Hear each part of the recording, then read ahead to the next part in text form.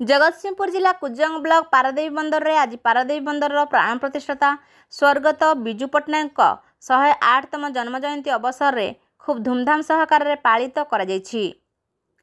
जगतसिंहपुर जिलार पूर्वतन सांसद डाक्तर कुलमणि सामल और पारादीप म्युनिसिपालिटी चेयरमैन श्रीजुक्त बसंत विश्वाल और अन्यान्य नेतृस्थानीय व्यक्ति उपस्थित रही यह कार्यक्रमटी सरस सुंदर करथिले।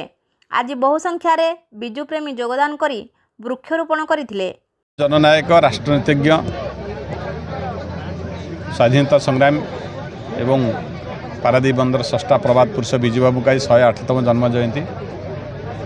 पारादीप बंदर बासी बिजू बाबू जड़े महान व्यक्ति थे और पारादीप बंदर प्रतिष्ठा करने फल आम समस्त आज गोटे जगार एकाठिबार सुजोग पाइचु।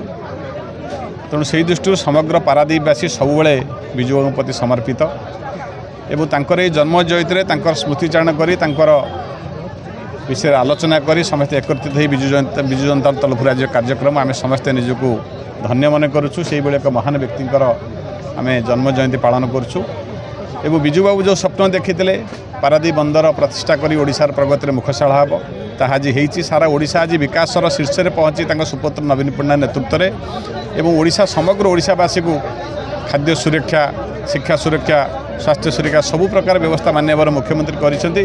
बिजू बाबू जो स्वप्न देखी आज सफलर शीर्ष में पहुँची।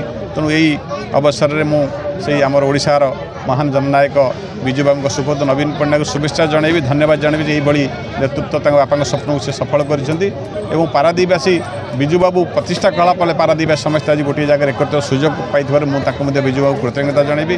आम समस्त देवता सदृश आज दिन में आम पूजा कर निजक धन्य मन कर। पारादीप प्रसाद साहनी रिपोर्ट रूपाथालिया न्यूज।